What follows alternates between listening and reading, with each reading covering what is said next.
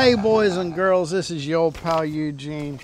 All right, so if I had $1 for every time somebody posted online saying, my little two-stroke motorized bike won't turn on, I'd have me some money, I tell you. Okay, so we need some information, and half the time people do a picture, you kind of see a blurry picture of a bike and you can tell, you know, a mile away there's a bike there somewhere.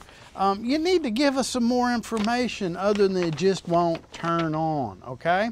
So this video, and I'm going to do a couple of other videos on it here, how to start your two-stroke motorized bike, how to troubleshoot it if it's not starting, okay?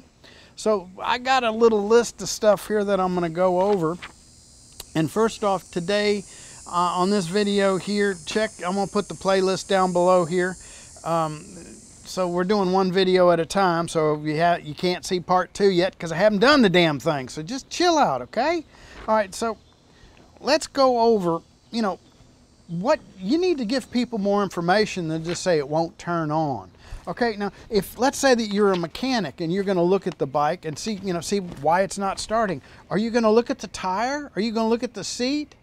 No, you're going to look at the engine. So give them even a much closer picture of the engine. We might be able to tell, oh, hey, dude, you're wired wrong or something. You know, hey, this needs to go this way or that way. You know, here's the meat and potatoes of this thing here. And if it doesn't start, we need to take a look at this right here. We need some information. Has the damn thing ever started, okay? If it's brand new and you just built it, it may be assembled incorrectly, and we need to help you with that. If it's old, was it running and then all of a sudden it stopped? Did it make a certain noise? What was going on? That'll give us some information. In order to figure out why a little two-stroker won't start, we got to do some detective work, and you got to give us some information. And what I want to do is I want to give you the information that you'll need to where you can do the detective work yourself. Okay? So if a bike has been sitting in a garage for 6 months or 2 years or whatever, well, first off, you're going to have sour gas in it, okay?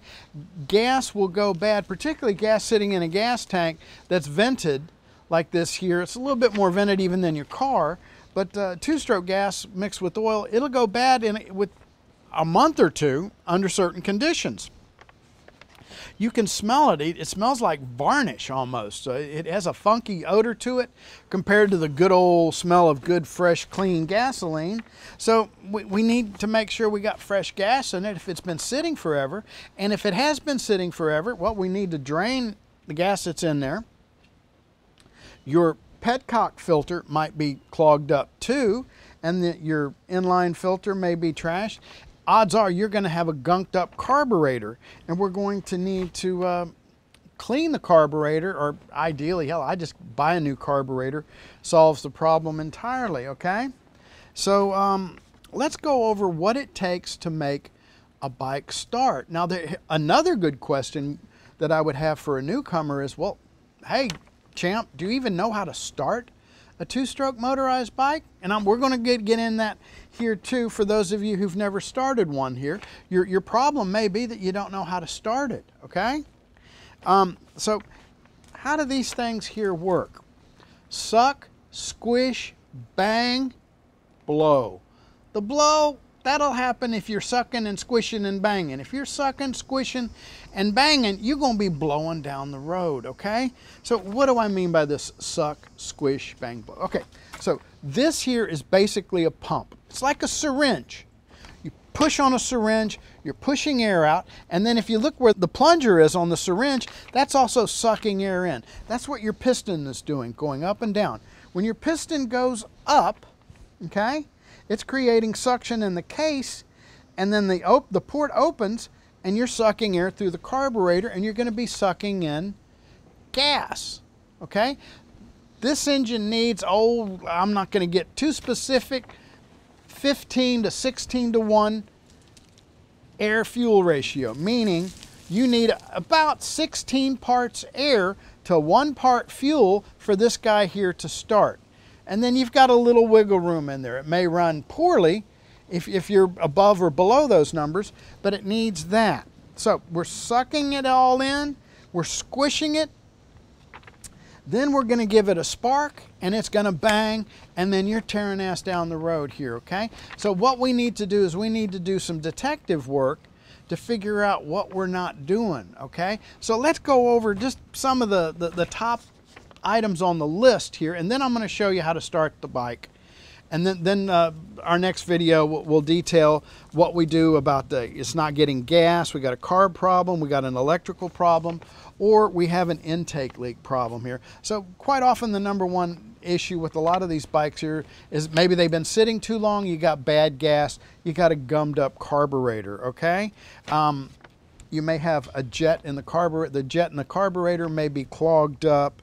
If we're dripping gas here, behind the air filter, on the air filter here in the back, that means our float is stuck and we're pouring gas in and we're getting way too much fuel in there, and of course it's not going to start, okay? Next would be the magneto, the coil. It's on the other side of the engine here. That's one of the first things that goes bad on these guys here. I've had a brand new bike, started it up, ran it maybe 20 feet, and the magneto, the coil just blows on it, okay? That's an early mortality issue on these things here. If it's a brand new bike, that's what, we need to know. Some people, they don't give us any information. Is it wired correctly, okay? You've got a black wire and a blue wire or a red wire that comes out of the engine, and it goes to the CDI, and you basically want to get the black to the black, and either the red or the blue goes to the red or the blue on the CDI. And then you've got your kill switch. And your kill switch, it really doesn't matter. As long as you get one wire from your kill switch, it goes to the black wire. One of your wires goes to either the blue or the red wire that comes out of your coil there on the engine, okay? If you got a bad spark plug, it won't start. And then we've got, this is very rare, and this is more for a new bike, the magnet. There's been some of the magnets that the keys are cut wrong, and when your piston is at top dead center all the way up, your magnet needs to be, the key for the magnet needs to be at the 1 o'clock position, and if that's not, then your timing is going to be off, and it's not either, quite often not going to start or just pop on you, okay? And very rarely you've got the kill switch where the contacts are closed, and that's basically, hey, it's going to kill the engine, it's not going to start. With the sucking and squishing of it here, if we have a gasket problem or we have the carburetor isn't fully pushed onto the intake, or the gasket here where the intake mounts to the cylinder here, or the cylinder base gasket is bad, or we've got the case gasket, and then you've got your crankshaft seal on both sides. If you've got a leak there, you're not going to be running correctly, because you're not going to be getting that desirable 16:1 air fuel ratio. So I'm going to show you here what you need to do to sort through these items here, and in order of the most obvious to the least obvious, to get you tearing ass through the neighborhood. So come on, let me show you how you start one of these doggone things, okay? Okay, so this is the clutch lever. When the clutch lever is just like this, no hands are on it, that would mean when everything's correct in your clutch, that your clutch is engaged. I get a lot of people saying it bass-ackwards, thinking that when they pull in on the clutch lever that they're engaging the clutch. No, clutch is engaged when your hand is off of it. That is when you're pedaling down the road and you're going to hear that thunk-a-thunk-a-thunk-a-thunk sound, okay? In order to start your motorized bicycle, okay, so in order to start your motorized bicycle, you're going to need fresh, clean gas mixed at 40:1. Here's what I use, okay? So you're going to need 3.2 ounces, and there's the metric equivalent per gallon of gasoline, mixed in a can, mixed separately, fresh, clean gasoline. This is your fuel petcock.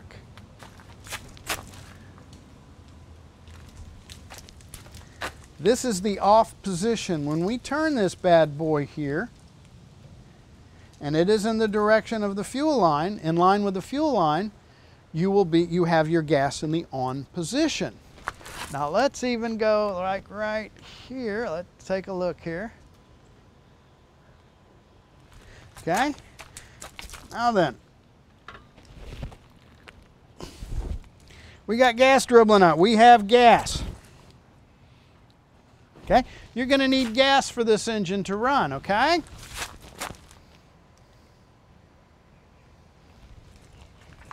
So we've got the gas turned on.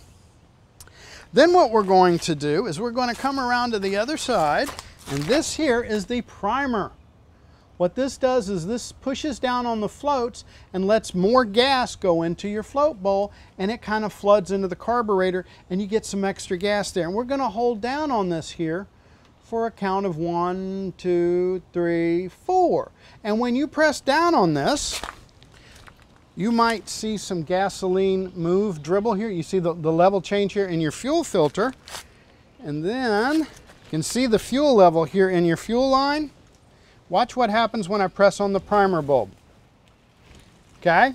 That means extra gas is dribbling into the carburetor. That's what we want to see. So now that we have the carburetor primed, we're going to want to turn the choke in the up position. This is the starting position. Okay, this here goes up. That is your starting position. And we're going to push it down once the bike is running. Starting to run, we're going to push the choke and the down in the running position, okay? So what we're going to do here, we're going to check and make sure that the petcock is in the on position. That will have the petcock, this little lever here, in line with the fuel line. We're going to prime the carburetor. We're going to push down on the little button, the primer button here, hold it down for about 4 seconds, and you may notice some gas move on your fuel line. That's good. Okay, then we're going to lift up on the choke lever. That is your starting position there, okay? Now then, let's take a look at the controls on the handlebar. This is your clutch lever. This is the engaged position. That is when you're pushing the bike down, the wheels are rolling, you're going thunk, thunk, thunk, thunk, thunk, thunk. That means your clutch is engaged. This is your throttle, okay? So what you're going to do is you're going to disengage your clutch. You're going to hold in on it. You're going to get on the bike. You're going to pedal the bike. And you're going to get going at a good clip. You want to be tearing ass down the road there on your foot power alone. Then you're going to release your clutch. And guess what? You keep pedaling. I can't tell you how many times I've seen newbies do that, and as soon as they let go of the clutch, the bike stops and they look at me. Well, it's not turning on. Of course it's not turning on. You are going to have to sweet talk this thing into starting. It's a process, not an absolute event. Sometimes it will be an event, but if it's your first time or two, you're going to have to work at it. So we pedal, we pedal, we pedal.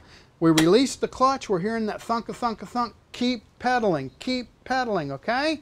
Then what you're going to do is you're going to slowly move your throttle back and forth, and you're going to hear it go roar, roar, roar. The more you open this up, the deeper the sound is going to be because you're sucking air through the carburetor. Keep pedaling. That's when you really want to start kicking in on the pedaling here. And then you may hear it start popping. That means, hey, buddy, we got some ignition and we're starting to go. And you're going to slowly feather the throttle and you'll hear it pop, pop, pop, pop, pop, pop, start to go. Keep pedaling. Do not stop pedaling, okay?